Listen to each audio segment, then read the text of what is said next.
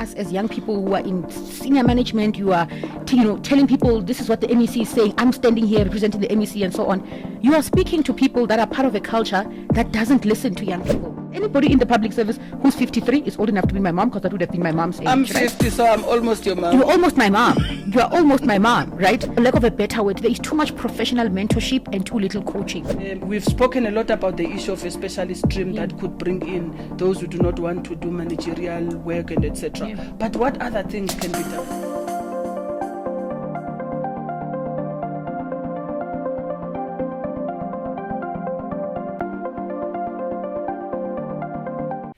My name is Yoliswa Makhasi, and I am the head for public service reforms at the New South Institute. And the New South Institute basically is an institute. It's a think tank that is working on issues related to the global South. And we focus on public sector reforms. We do policy and research work on public sector reforms. We do work on migration. We do work on global South relations or South to South relations. And lastly, we also look at issues related to anti-corruption and state capture. Today, we're going to be discussing a topic that is quite of interest, considering that we are in June, and June is Youth Month. But firstly, let me just highlight that this is the first of a series of episodes that we are going to be handling, focusing on the work of the New South Institute, and welcome you to this podcast that we are launching today, called Governing Tomorrow. And I have Malika with me here. She's a young public servant. We are going to be talking about this report, which we issued as the New South Institute in May. The report looks at retiring the 1994 generation of public servants. Basically, we've looked at data, PESAL data, or public servants remuneration data, that covered over a period of 15 years, I think from 2009 to 2023, and we've analyzed that data to look at some of the trends. It's a series of reports that we're going to be producing, and the first brief, policy brief that we have released in May, focuses on the aging public service, and the report is titled Retiring the 1994 Generation. So I have a young person on studio, Miss Malaika, and we are going to have this conversation around this report. And if I may, Malaika, just welcome you to the studio. And you know, what a month. This is Youth Month, and I'm talking to a young person. It's taking me back to my first love, young people. So welcome. Thank you. Please share about yourself. Whew. Okay, thank you. I think firstly it's Youth Month, which is important, but I think just as important is that today, on the day that we are shooting this podcast, marks the 70th anniversary of the Freedom Charter, of the adoption of the Freedom Charter, which was adopted in 1955 in Kliptown in Soweto. Yes. And I think, given that the Freedom Charter has been a cornerstone of policy in South Africa, even post 1994, it's an important moment to just reflect on the implications or the meaning of Youth Month, the meaning of democracy, but just also the meaning of the Freedom Charter. And I think part of what becomes part of this reflection is, for me, being a young person, what does the Freedom Charter mean to me today, right? And what has been the progress. I mean, I'm not just a young person, but I'm a young person who grows up in a democratic South Africa. And I think that is important. It's even important in this discussion because it necessitates a reflection about what has been the progress that has been made in the empowerment of young people, but what have also been the pitfalls in that. So I just think, so when I was thinking about us having this conversation, I just thought it's important that it's on Youth Month, it's on this anniversary exactly on the day of the 70th anniversary of the Freedom Charter, and that's important. But I'm Malaika Mahlatsi. I am I was previously a very passionate public servant, and I work I'm the head of research in the Gauteng Provincial Treasury in the office of the MEC, who serves the portfolio of finance and economic development. I am also a PhD candidate at the University of Bayreuth in Germany. I'm studying geography. I'm a geographer by training. I did my undergraduate degrees at Rhodes University, both my honors and my undergrad in geography. I hold a master's in urban planning from the University of Johannesburg, a master's in public affairs focusing on food security from the Tshwane University of Technology, and a Master of Science in Water Resource Science from the Institute for Water Research at Rhodes University. 3 master's degrees. Yes. Are you crazy? Yes. I love studying. I'm very passionate about research. I think one of the things that has, and in fact in the public service in particular, that is missing is evidence-based research. I think evidence-based research is really missing, and as a result, in the absence of this research, it's clear in our policies that there isn't an appetite for evidence-based research. And I think, particularly working in Gauteng, and I mean, I've had the privilege to work across all 3 tiers of government. So I started in the national government, I moved to the local government, in a metropolitan municipality at a very interesting time, because that was during coalition times and so on. And I'm now working in the provincial government. So I've had an appreciation of, these 3 tiers of government. And one of the things, while there may be a bit of differences, local government is very service delivery focused, very public facing.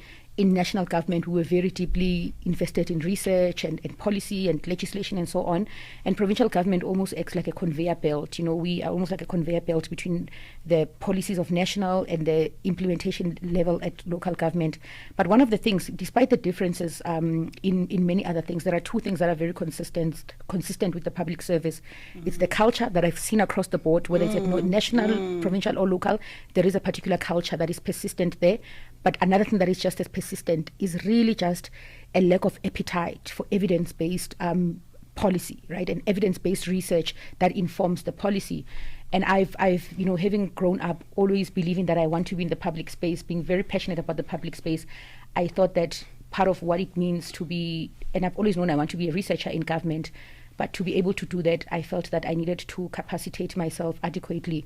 And that's why so much studying and endless professional development courses and short courses and all of that, because I really do think that evidence-based an evidence-based approach is critical in government. It's especially critical in Gauteng.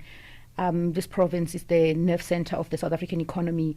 It's a very dynamic province. There's so much that is happening here. And I think if we can get research, evidence-based research right here, it's going to be so important. One of the things that you're touching on evidence-based research, one of the things that attracted me to come and work for the New South Institute, as you know, I've been a public servant all my life. Actually, I still regard myself as a public servant. I'm just outside leadership now. I'm operating outside of the system, but I work to support the system. That's how I define myself. And to question the system where it needs to be questioned. But one of the key things that attracted me in this job was this idea of being part of a team that works on evidence-based research and policy, to inform policy and to inform reforms, but go deeper into evidence and understand what's going on. So this report is the first of a series in terms of the public sector reforms work we're doing, that's really gone deeper into data that's available in government and interpret this data and understand this data in a manner that we're able then to provide a solid evidence to support the reforms that we argue for in the public service in South Africa. So you are correct that in my view has also been missing in the public service, and specifically in the department where I worked, which is a department that should be resourced to be able to deliver on such roles and responsibilities. You're highlighting 2 things. We are going to talk to these 2 things: the culture and the lack of appetite for evidence-based research, because we have so many. In fact, public servants study. If you look at the conferences of SAPAM on an annual basis, public servants are supported to study, they present research, and that research is evidence because they're talking about issues that they're but what happens to that research after that? After we fund them and they study and they present their research reports in these research platforms, what happens to those findings? Who goes back and looks at what are these public servants recommending through the research that they've done? I think there's a big question mark that I want to put in respect to that. So it's not that there is no evidence-based research that is being done in small pockets here and there, but how is it utilized? Yeah. The sense I have is that it's just me doing my own master's or my own PhD, and life moves on after that. But I mean, I think even beyond just that, I'm going to call you Sisioli. I've called you Sisioli for all my life. I'm your big sister anyway. Yeah. So I think for me, so it's very interesting that you raised that, right? Because one of the things also I think that becomes quite a bit, you speak about how there are people doing pockets of research and so on. There is something institutionally flawed when recommendations from like our own research and work depend on the political principle. And I'll tell you what I mean by this, right? So there is no, and this speaks to, like I'm saying, to this institutional lack and institutional failure. When I was at the City of Ekurhuleni, I did a master's in public affairs, right? And my master's was supervised by a very progressive professor of public administration, Professor Mashadi Maserumule. And so I did a master's on food security, and this was during COVID, right? And I did a master's on looking at present realities of urban food security in South Africa. One of the things, and the study area was Ekurhuleni, because I was based in Ekurhuleni. And upon I completed that research, and it was largely desktop and so on, just analyzing food security trends and patterns and so on. And that research, because of the kind of political principle that I had, I could go and say, this is what the trends are, this is what the trends are showing and so on. How do we use this research to inform some of our food security interventions? And we did, in fact, have a food security intervention during COVID, right, in the form of the food bank and so on. But there is no formal structure or formal process in which research gets channeled from, public servants who are studying into the. It depends. And once you've got a situation like that where it depends on your relationship with the political principle, and it's not something that has been institutionalized, and there are processes and governance structures that you can feed this research into, and it gets implemented regardless of who is in office and all of that. That also speaks not only about the lack of utilization of evidence-based research, but it also speaks about the lack of existence of institutional platforms or institutional processes that can in fact absorb this research. So it's even just not about the fact that it's not being implemented, it's that because there is an absence of systems and an absence of institution, then it largely depends on personal relationships, which are obviously changing, and especially in South Africa now with this constant metamorphosis of the party political system. We really can't operate at a level where things get done on the basis of relationships. Things should get done on the basis of availability of structures within an institution, and I think that's something that is important. Yes. Coming to this report now, Malaika, which is a central point of our discussion. So you are a public servant and you've read this report. Yeah. You are a young public servant and you've read this report. Basically, this report says the numbers of young people in the public service are declining. If you look at the period between 2009 up to 2023, the numbers are declining. It also says that the numbers of those who are in the middle, I think it's 30 to 50, the numbers are stagnating. There's no growth, there's no decline, they are stagnating. And then the numbers on top, which is the aging population that is of major concern, the 50s to 65, the numbers are going higher. So which means that we have more people are pushing into retirement age, and we're not having a feeder to bring more younger people up in the system. And then we had a session, when we launched the report, we brought in SAPS, we invited DPSA, they didn't come, we invited SAPS, we invited education, basic education, as well as health. All of three came, and we had a panel discussion on the issue. What has come out clearly from these departments is that they are aware of the situation, but there are some constraints that are facing them in the system, and part of those constraints is cost containment. Yeah. But I think beyond cost containment, even for those who are already in the system, there's challenges with promotions and young people rising up in the different roles and responsibilities within the public service. A bulk of them are at lower levels. If you look at SMS data, you will see that I think SMS data, we have less than 5% of young people below the ages of 35 if you look at senior management service data. So what does this say to you guys as young people who are in the public service with all this education and all the skills that you have? So I happen to be a young person in the public service, but I'm also in senior management, right? So I am part of that SMS. In fact, just before you continue, those who are 35 and below who are in senior management, most of them are young people who would have come through the political system. Yes. The political Yes. offices, not Yes. through the mainstream public Yes. service. So in fact, I was going to raise Yes, going to raise 2 points, and one of them was to say that, right? That and this speaks again to the previous point that I made, and I wanted to use that as a foundation, right? To speak about, quite frank, let's be frank, the political office does not really operate the same as we know, because political office, you can bring in people that you want to bring in, right? And so even at that level, in terms of my personal experience, and I've only worked in political office, so I've never worked within a department, right? I've from national government, local government, and even now in provincial government, I'm in political office, which I really quite very much enjoy. I like the idea of not knowing if you're going to have a job tomorrow. There's something quite interesting about it, because your term of office is tied to the political principal. So if you wake up in the morning and your political principal has been in a car accident and he has passed away, you also don't have a job and all of that. There's something quite, for me, I like that kind of risky type of a thing. I like it. I enjoy it. But so the thing is, for us, right, competent as we are, we probably would have, if I had stayed in government, in a department, I don't think I would have risen to the level that I have now, right? And I don't think my competency is in question. I really don't believe that anybody who has worked with me would question my competency, and I think my work speaks for itself.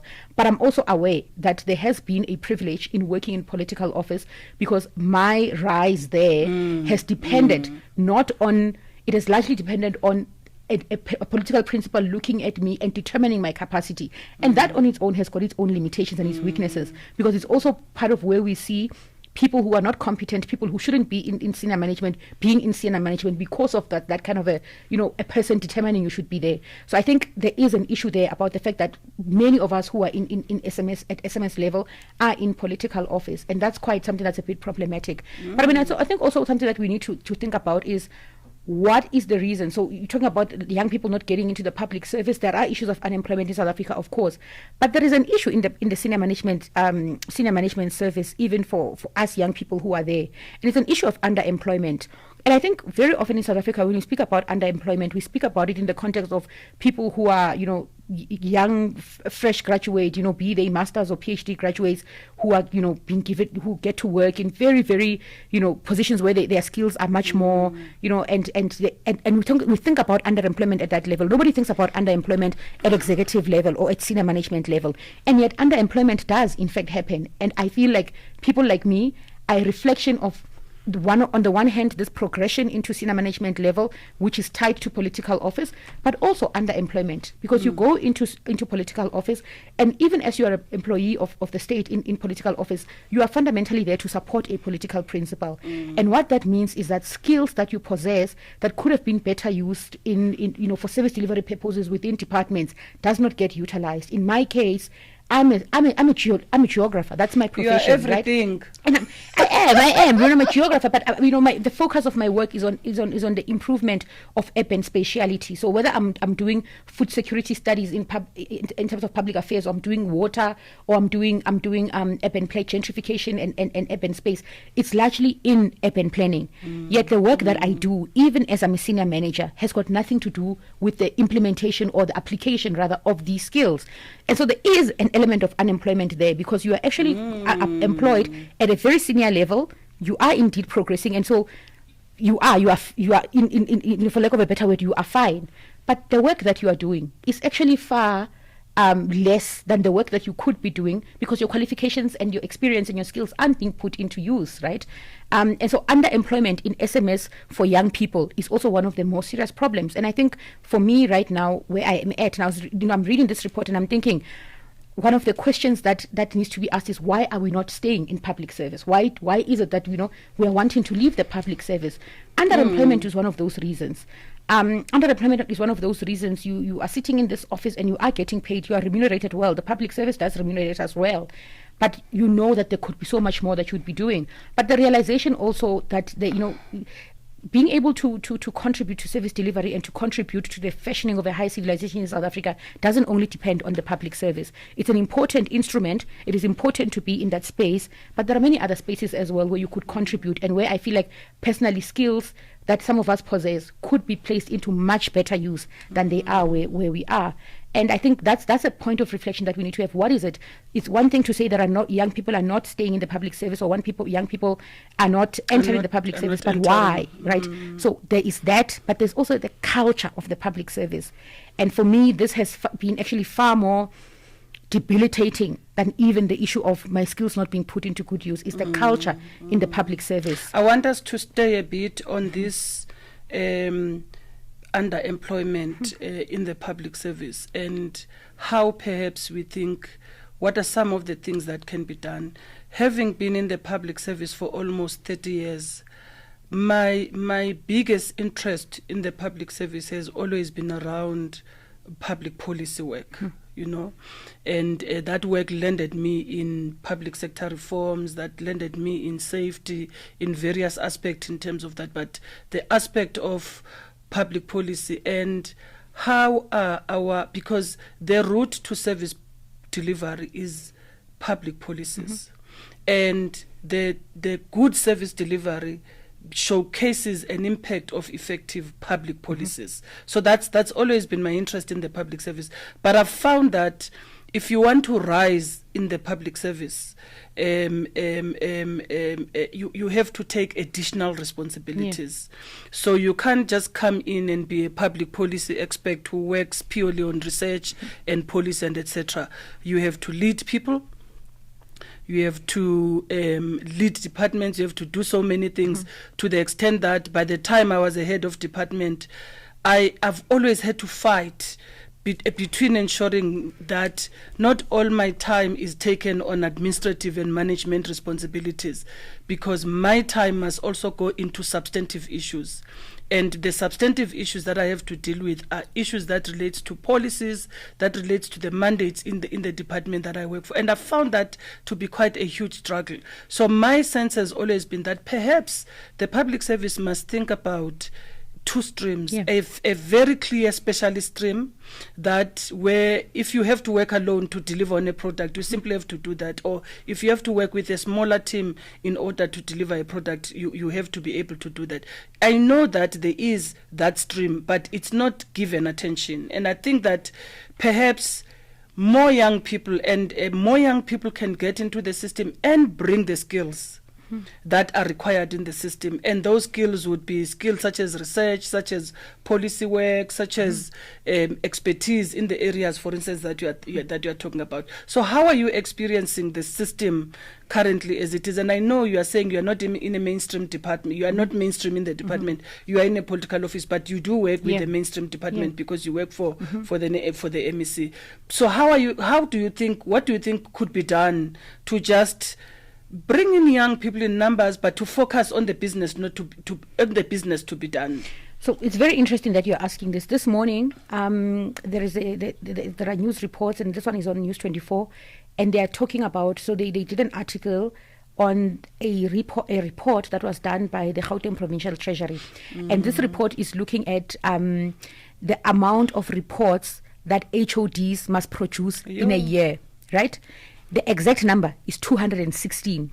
So these are reports on compliance, reports on this and so on. 216 reports that must be done by a head of department who also has got other responsibilities, managerial responsibilities, supervision responsibilities, administrative responsibilities, and all of that. And yet this person is also oversight responsibilities. And you are also responsible for producing 216 reports annually. Now, think about this even at a mathematical level. If you remove public holidays, you remove weekends and so on, this means that an HOD in a department must produce a report a day, every day. So I just think it's very important to reflect and think about what that means. That a person who's got the responsibility to do oversight and all of that also has got the responsibility, and these are compliant. So these needs to be produced, updated data and all of that. And there must be 216 of them in a year. a report per day. And this brings in this argument you're raising about the need for the two streams, right? Because specialization is important. Some people should be specialists. They should specialize. They should do research. They should, do policy work and so on and so forth. And this is not to say that if you are at management level and so on, there aren't administrative and oversight things that you need to be doing and so on. But once you've got a situation in which you are basically bearing people in one type, so you are bearing people in the production of reports and so on, something is going to lag. So it's inherently something is going to lag. You cannot have it. I know, Sisiol, you've been the HOD at Community Safety here in Gauteng. You can't have an HOD sitting and just doing reports the whole time. But you also can't have an HOD who is sitting and they're only engaged in administrative work, because they need to provide strategic direction within a department. And so I think this issue is like we need to place emphasis on the need for the creation of these two streams. And I mean, I've also experienced it myself, right? Where you are, because you're at SMS, you are at director level, a chief director level, you are having to manage people, right? You're having to manage people when you are a researcher, right? And remember, when we're talking about provinces like Gauteng, or we're talking about even countries like South Africa, which is what I like about the work of the New South Institute, is that you can't look at South Africa in isolation to the entirety of the continent and the global South, as it were. And so when you even think about policy, when you think about research in the context of South Africa, it cannot be about South Africa alone. You've got to understand the political economy of the entire global South, the realities on the African continent. Policy must be informed by extensive, thorough, and very comprehensive research. But to be able to do that research, you've got to have the time. You cannot be engaged in the work of doing that very important research while you are simultaneously having to do all this other work of managing people and all of that and so on. That takes up so much time, and sitting in endless meetings that take up so much time, that ultimately do not even have a fundamental impact that informs the work that you do. And so part of why we then see this lack of appetite for evidence-based research, because evidence-based research is not easy research. This report itself indicates to you when you read this research, I mean, this is qualitative and quantitative data. So to be able to engage in work over such a long period of time, 2009 to 2023, that's a very long time, right? This is very, very intensive and demanding work that needs to be done. But it's work that has to be done, because if you are going to inform what reforms need to be put in place in the public service to bring in young people, to understand young people, you have to produce research like this. But research like this also requires that you've got specialized people who are engaged in this work. Yeah, and that's a skill. That specialized people, it's a skill that does not come easily. And it's a skill that you may have in certain pockets in government, but it's not a skill. Data analysts, it's a skill that is not easily accessible in terms of the public service. So that limits you. You only have to rely on key research institutions like Stats SA and etc. So it limits you to really dig deeper into research and come up with quality products that are looking at evidence to support some of the ideas that you want to push as government. Now I want us to move into, you talk about these 16 reports before we move, and I just wanted to say, Malaika, I think the job of being an HOD particularly, I'm just going to stick to the HOD because it's a job I've done for almost 10 years. The job of being an HOD is such a demanding job, in the sense that somebody can say those 216 reports that must be coming from the department, signed off by the HOD. There are people to write those reports. But I can tell you, if you sign a report that you have not read, that you have not interacted with, you are putting your head on the block as a head of department, and it will backfire. And then you have submissions to cabinet, for instance, reports to the legislatures. There, you will go there with a report that you have not read, you have not signed, and then you'll find yourself being told that you are misleading Parliament, or you are misleading cabinet. Which is unlawful. You put yourself in trouble. So as an HOD, you are forced to create time. I used to have a system. If we are taking anything to cabinet or to Parliament, I need it in advance, because sometimes you have to rework the entire submission. Because if you don't and you take it there and members of cabinet are busy asking questions, you must answer. You are the accounting authority. And there's nothing as bad as being turned back from cabinet because you presented poor submissions to cabinet. Cabinet members cannot make sense of it. Or even if you go to parliament and you are chased out because your reports are not making sense or there's challenges. So as an HOD, that pressure to create that time to be able to do that on top of 1,000 other things that you are doing. But I want us to move into the culture, because the culture in the public service is what's going to help to keep or to continue to drive young people out of the public service. So from a culture perspective, you had a lot of things to say when we're having a chat just before this meeting around the culture. I mean, just before this podcast around the culture. So what are some of the specific culture issues that you think require attention in the public service? So, one of the things that for me, when I was reading this report, right, and it's quite very interesting that you chose particularly departments that are very people facing, and so that's also a point. Service delivery ones. So they're very people facing, they're very service delivery, and so it's also part of like the point at which you engage with public servants, right? So if you are in a hospital, in a clinic, in a police station, if you are a teacher, I mean, all of us, we've experienced public servants, and we experience them at the level of the first engagement. It's there in the hospital, it's there in the... So I think what I particularly like about this report is that it went to almost the primary agents of our socialization into the understanding of the public service. This is where it is, right? This is literally where it is. And for me, that I found quite interesting. But what I then thought about in that context was to also say that, part of the culture in the public service is a microcosm of the society in which it is located, right? So the public service in South Africa, just over 1.2 million of us in the public service are a microcosm and a reflection of the South African society.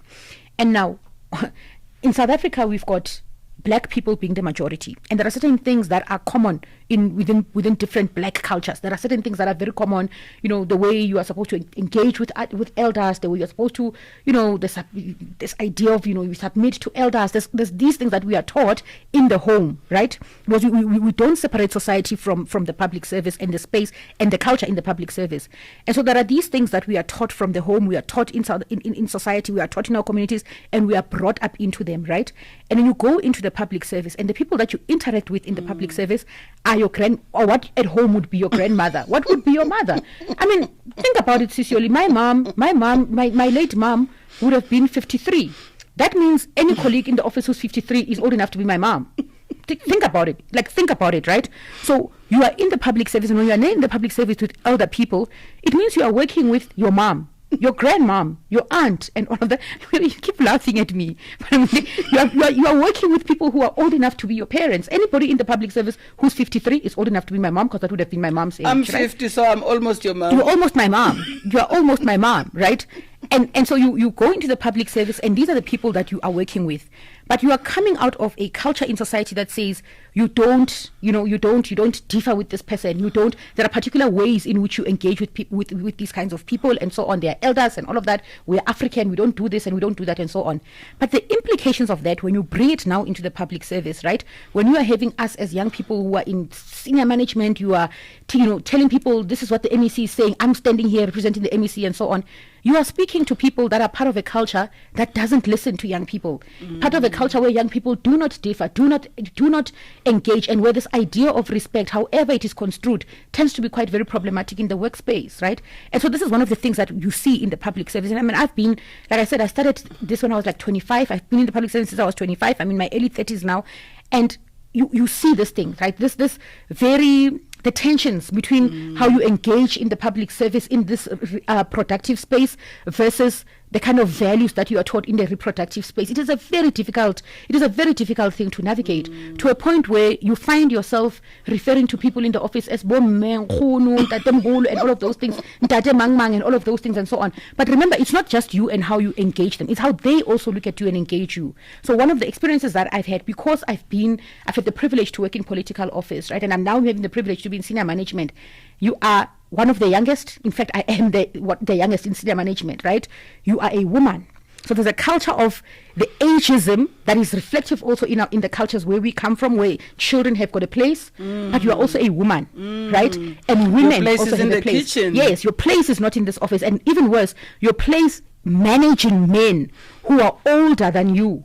It's a very, very precarious thing. I feel like saying amen. It's a very, very precarious space to be in, to be a young black woman in this particular space where you've now got elderly women, number one, who are saying umwana, meaning you're a child, but you've also got men who are saying umusadi, meaning you're a woman, right? Now it's even worse. Not only are you a woman, you're a woman child. And that's how you are viewed, as a woman child.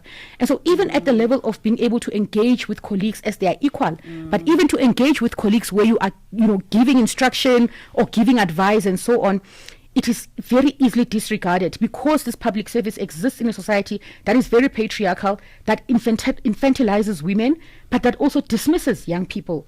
And so that culture, Sisioli, is very prominent in the public service, and it creates so many impediments to so much. Part of what the impediment it creates is an impediment to the sharing of knowledge, because once you are deemed a child, you are not deemed as a thinking thing, right? You are not deemed as a person who's got capacity to rationalize and reason and to even have superior logic. And so it's very difficult to go to elders who you may be more qualified than, who you may be, and to learn how to engage them. And so what it does, and particularly this element of engaging with men who are elderly in the public service, it forces you into submission, because you want to get something done, but you've got to be careful about the tone that you use. You've got to seem non-threatening. So you're in the public service. The culture of the public service for young black women is a culture that compels us to be non-threatening. But in being non-threatening, it becomes difficult to assert yourself and to assert the responsibilities of what needs to get done. And I think this submission, this culture of submission, this environment that creates where you are frustrated to a point where you recognize that the only way in which I can get my work done is to build alliances and allegiances. But you do alliances and allegiances with men who already disregard you, elderly men who already think you're not making sense. But if you don't do that, you can't get anything done. Something as basic, Sisioli, as asking someone to sign something or asking someone to account for something, to say, I requested this and it was not sent. The disregard is even at that level where someone simply will disregard you because you've said that. And so you realize I'm always going to be fighting with this person, or you take on the responsibility of doing other people's work. Because you don't want to constantly be confronting people, you take on the responsibility of doing other people's work, or you are going to be the problematic one who's always combative, who's always demanding things from people, which further alienates you. Right? And which is why, for me personally, I feel like, can we get this streaming, this specialization and this thing, so that some of us can just be specializing and we don't have to manage people, because we are being required to manage people who belong in a particular culture, and a culture that disregards and dismisses and infantilizes us. And that's a very, very difficult thing, and I think, unless you are in the public service and you've experienced this, you don't really have an appreciation of how that can be so deeply psychologically hemorrhaging, because it does cause mental health pathologies, right? To be in a space where you want to contribute so much, where you can contribute so much, but where the culture is so, it takes away a lot from you. And what it then does is that it creates even young people who get into the public service very energetic and very excited, end up becoming, let's just get it one day at a time. Let's just do what needs to be done, and let's just do the bare minimum, because you don't have that excitement anymore, because the culture has whipped you into submission, into a very problematic way of doing things. And if you don't submit, because even though the culture will whip you, some of us just can't submit. Yeah. And if you don't submit, you will bear the consequences. Oh, you are a problem. You will be reported. You will be said. You will be a target of all kinds of things. There will be anonymous reports about you. There will be fake whistleblowing about you. People will keep you busy simply because you are refusing to submit to their own way of doing things. And just sticking on the subject of the culture, I want us to stay a little bit on this issue of patriarchy. I think you have characterized it so well, what's happening in the public. I can't even differ with you on a single point on what you have raised. As a person who has risen up in the public service quite young, and being a woman myself, I've found myself in those situations so many times. But I've always thought myself that I am not going to reduce myself and make myself smaller for anybody. I'm not going to, my gifts are my gifts, And my education is my education, my capabilities are my capabilities, and I'm in the public service to serve. And the public service is a space for all of us to serve.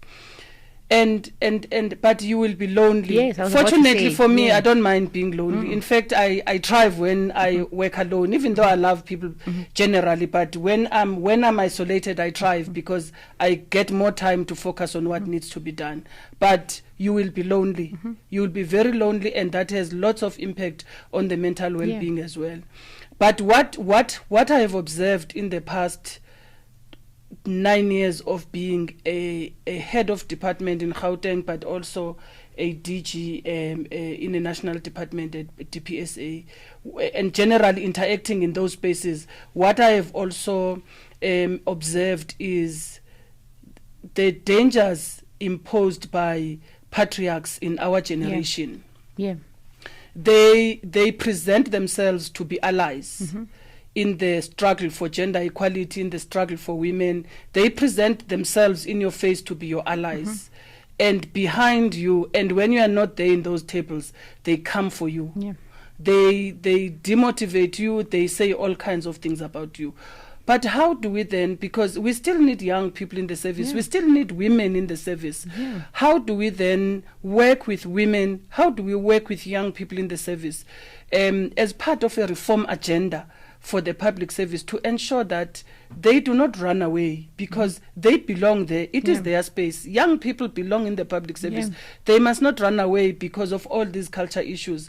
How do we ensure that we keep them there whilst addressing issues of culture in the organizations, but we keep them there? What are some of the things that you think, we've spoken a lot about the issue of a specialist stream that could bring in those who do not want to do managerial work and etc. But what other things can be done? You know, there's a brilliant woman in South Africa by the name of Dr. Lulu Kwao. Oh yeah. Who has also been at very senior levels in the public service, but she now runs an organization called Traversing Liminality. And as I sit and engage and I look at the work of Dr. Kwangwa, and in fact, even before Dr. Kwangwa, it was yourself, because this idea about coaching, I knew it from you in 2017. 2017, yeah. I never knew what coaching is, what coaching does, and so on, until in 2017 when I joined the national government and you set me down. You remember you set me down, and we had a conversation in your house, and you for days and days, and you were telling me about this. And I fed your meat. Yes, and you fed me, and you fed me nicely, and you put me in your library, and you said do your schoolwork because I was doing my honors at the time. But there has to be, I think, there has to be an investment in providing coaching, and I didn't understand what this thing meant, but I now see why it's so important for young women, coaching for young women in the public service. And this one must be specifically focused on the public service, because I know Dr. Kwangwa does it with all kinds of women across different, in the public sector and so on and so forth, in the private sector and so on. But I think there has to be some model of that for young women in the public service, right? And it has to be, it brings them, like, you see this traversing liminality that brings in, coaches who are women on the African continent whom we can relate to, and so on and so forth. Something like that needs to happen for the public service. It's specifically focusing on the public service, young women in the public service. Because I do think, and I raised this thing at some point with Dr. Milipaile at the National School of Government, quite a number of years ago, in a panel, and I raised this thing to say, because she was asking, what is it that you need? Because I had these frustrations with the culture in the public service and the patriarchy for quite a number of years. And I remember Dr. Milipaile asking me, what do you think you need? And I said, I don't think we need because we do have training, we do have all of these things and so on. But what we need, there is too much, for lack of a better word, there is too much professional mentorship and too little coaching. You need hand-holding and guidance. And you need hand-holding from and I'm very specific, from African women who have been in the space, right? As Sisioli, who comes and coaches young women like myself, because you are not only dealing with a person who has been in the public service, who understands these challenges, but you're also dealing with a Sisioli that I can talk to in my language, and my language not even just because we hear each other's languages, but also because you understand some of the constraints that come with me, because black women's lives are intersectional. We don't just come in the public service as professionals, skilled and learned and so on. We come as children from families. We come from, we've got issues that impact our work in the public service, but that are informed by things on the outside, black tax, all of these things and so on, right? Family responsibilities, losing our mothers, myself being young and so on. You've been with me in this journey and so on. Those things impact how I show up at work. And so when you've got a coach as a young public servant who is engaging with you on the issues in your work, on the issues in your life that impact on your work and so on, there is something very magical that happens. And I think I've been very privileged, more than many other young public servants, in that I have had people like that. I've had you since I was a child. I mean, I've had you for quite a number of years in this. As I was entering into this, I have access to you at any time. I can call you and say, Sisi Yoli, I'm struggling. I've called you when I wanted to resign. I've called you when I resigned with immediate effect. I've called you at all of that, and I've had that kind of a thing. But something like that being institutionalized, being supported, being funded for public servants broadly, I think would make a very fundamental difference, because I've seen what it has done in my life, and I know that many other young black women, many other young women generally in the public service could benefit a lot from a very structured coaching that is specific for public service young women. You're giving me goosebumps. Why? Because in my other life, I'm a coach. Yeah. I coach young people, and I love coaching women. In fact, my clientele to coach is women. I'm not big in coaching men. I think it's because of my biases as well. But Malaika, I think you've hit it. In the sense that we tried this program when I worked at DPSA, Emerging Public Service, Emerging Public Servants, ELIPS, Emerging Leaders in Public Service program, which was funded internally in the department, and we had some other partners like your Metropolitan Health who were supporting in that program. But one thing, and we brought in 70% women, 30% young men. I'm a mother of boys also, so I'm very conflicted on completely excluding boys, and I'm declaring my conflict on the matter. But good lessons that came out of that program, which it was a leadership development program, which we did. We reached out to about 500 public servants on that program over a period of 3 years. And the feedback even today that I still get from and it's amazing to see young people blossoming. Even with the coaching, I also do coaching with Dr. Lulu Kwakwa. You start with these young persons, the young people, they are shy, they are closed. You do the work of coaching with them. After 3 or 4 sessions, you see them blossoming into something unbelievable, which proves the theory that if you invest in young people, if you support them, if you create opportunities for them to flourish, they are going to flourish because they have the potential to flourish. So perhaps it's an issue. In my master's degree, MPhil in coaching management, that I studied at the Stellenbosch University School of Business, I actually did, my research was on the impact of executive coaching in leadership development, and I looked at senior management service in the public service. And so I agree with you that there is actually evidence that coaching does create a change and does support, because we need to work with people to help them to build their confidence, to build their presence, to be intentional about the things they do and why they do them. And for me, young women are always my passion, because again, they are young people. If you invest in them, you invest not just in the present but into the future as well.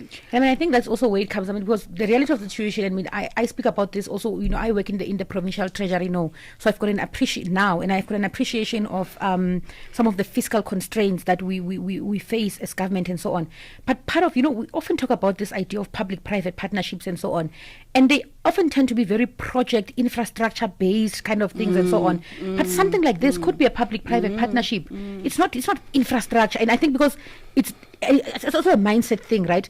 That because it's not seen as a big thing, as a thing that's going to bring a return on skill. It's a soft skill. And yet soft skills are real skills. And they are real skills, but also because think about what it means when you invest in young people who are going to be the ones who are working in these departments and so on. Imagine what that means, the productivity levels, the boosting of the morale, the investment in this, the innovation and so on. And so because it's not seen as there's a very poor mindset that says that soft skills are not a real investment because there is no immediate return on investment, and it's not something that can be as easily measured economically or financially as other things and so on. And so it's not soft skills, and this kind of work is not thought about as work to which we should think about it in public-private partnerships. Because think about it, what is the reason that you can't have government working with, say, for example, traversing liminality and so on, bringing your Yolis and bringing your Dr. Lulus and all of that, bringing them to work with the public. It is a partnership. It is a partnership, right? You can call it whatever you want to. It is a partnership, and that's a partnership that is important. And I think just as the government invests in other things that it deems important, right? It invests in research and development and all of that. It invests in what it deems important. This is something that we must elevate to a level of importance and to explain, right, the value of this thing, the economic value, the human resource value of this, the value that is just the future value of something like this. It must be seen as that if it's going to be taken seriously. So I do think that these partnerships are very, very important, but people must also be remunerated, because black women who are doing this coaching work, this labor work and so on, are investing a lot of their labor, and we cannot be a people that think that it's okay to abuse the labor of black women. So pay people, get them to do this work, pay them so that they are also, thriving, they are able to do this work properly. But let's invest resources into that and understand that we actually should be part of the work that we should be doing. And if we're not boggled down in the public service with having to do all other things of admin, and we're allowed to just do research that's innovative, this is probably an area of work that I would want to look at.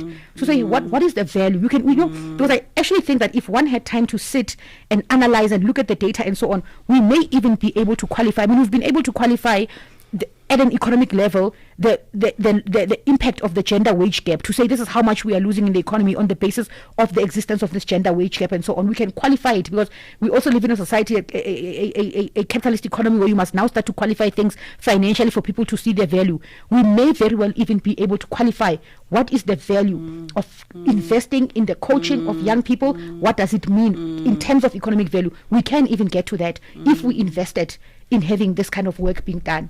We can. This is part of what evidence-based research means. Get this thesis of Sisioli, get the thesis of career coaches, and say, this is what they're saying, this is what the evidence is showing us. And if we are, exactly as it has been done with the gender wage gap, to say, if you are able to then do this and so on, this is what we could be looking at in terms of the country, the mental health, the young people who are spending their money in psychiatric hospitals, the 21 days that we spend at Akiso. I've been to Akiso. I've had my 21 days at Akiso. That 21 days in which the economy lost so much, and in which, the medical aid has to pay for me and my health and so on and so forth.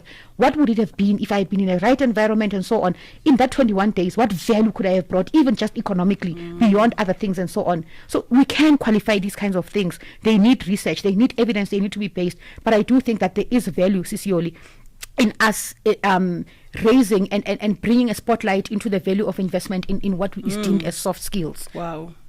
I think let's note that point. I think it's a very rich point. There's actually two issues that I'm noting in respect to this conversation. There's the issue around the evidence-based research conversation that we've had, and now the specialization, the need for a very clearly defined specialization approach into the public service. And I think the third issue is just ensuring that we have there's a massive coaching program, a public-private partnership, massive coaching program that's targeting young people in the public service, with a bias obviously on young women in the public service, and support them to be able to stay and to sustain them in the system, and to ensure that as new young people come into the system, they also get that opportunity to receive. I think there's lots of possibilities around programs of that nature. It may not necessarily be done by government, but it may require a partnership between government and other parties who are interested in that. And you've made examples about the traversing liminality, which is I've been with that program since 2019 now, and it's an amazing program. It's healing to me first, as I give to the young people that I coach. I'm also learning a lot, and there's continuous learning that's taking place even there. But I think that we are reaching the end of our time slot, and I don't know if there's any specific thing that you may want to say that we have not covered and you think it's so critical in relation to this report and this conversation that we're having in terms of the aging public So for service? me, it's not even about the report itself. It's just really generally about the work of the New South Institute, right? I think this is such critical work that is being done here. I think this is such very critical work because I do think that this work, if it is sustained and it is done right as it is being now, it has got so much potential to inform how we do things in the public service. It has got so much. I mean, we sit in our offices, we talk about how people, the public service is aging and all of that, but we've not had this kind of data that we can look at and say, this is what this means and these are the implications and so on. So just even the ability, the Institute's ability, willingness and appetite for evidence-based research is so important, and not just for the public service. I mean, I can tell you now, it's not just us in the public service who are going to be looking at this report. You are going to have insurance, you are going to have the private sector. There are so many people in the private sector. You have actuaries in the private sector who are going to be sitting and looking at this report, and it's going to be informing even the work that they do. So I think the value of evidence-based research is that it does not just benefit the public service, it benefits everyone. Someone who's sitting there at Metropolitan is able to say, so this is the number of people who are in the public service who are aging, and so there are health implications that are coming in there. How do we advise medical aids? How do we advise? What do we think about in terms of what the public health care sector must look like, even us as medical aids and so on. So evidence-based research is important for everyone across all sectors of society, and I think we really just need to commend the work of the New South Institute in this report, in other work that you are doing in migration and so on. This is very important work, and I think you really should be commended for that. You really, really should be. Thank you. On behalf of the New South Institute, I want to thank you for that feedback. I think as a think tank, it's important that we get such feedback in relation to the work that we do and how that work impacts on the broader developmental agenda of the country, because we do want to make contribution. Yes, we are independent, we are critical, but the interest is to make contribution. So thank you very much for that, Malaika. Now, it's what I say, it's a call for action, or it's a call to action. If you could redesign the system of the public service, what is that one thing that you would change today that will help to restore hope and mobility of young people in the public service? Culture. I would invest fundamentally and deeply in the culture, because I think all other issues about fiscal constraints and all of that, those are things that can be worked around. Like I'm saying, we can build partnerships and so on, but the culture, and this is why I'm so very passionate about this issue about coaching and so on, because I do know that a lot of the impediments that we face as young public servants, as young women in the public service, a lot of them, probably 70% of them, fundamentally have to do with the culture. And because the culture informs the institution, if you can fix the culture, you are also beginning to work in fixing the institution. So I would invest everything I have in repairing and reforming the culture in the public service, and bringing in all instruments of coaching, instruments of listening, of feedback, of very strong feedback mechanism processes within the public service and so on, right? I would invest fundamentally in culture, because I think the culture makes or breaks institutions, which in itself then makes or breaks societies. Wow, Malaika, thank you very much. I think we have reached the end of our podcast, the first podcast. I've always wanted to do a podcast. I don't know why, but I think generally You're a teacher at heart. I regard myself as a queen of talk. Generally, I love to talk.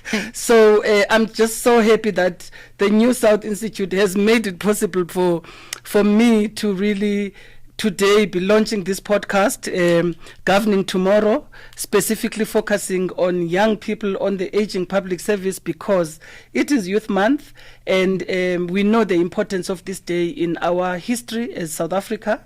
And generally that history cuts across, it impacts other societies globally, it impacts on other people. So I just want to say thank you, a big thank you to you. I'll give you a hug later. For coming here so willingly and for sharing your insights. And I think that it's very important that we have these conversations.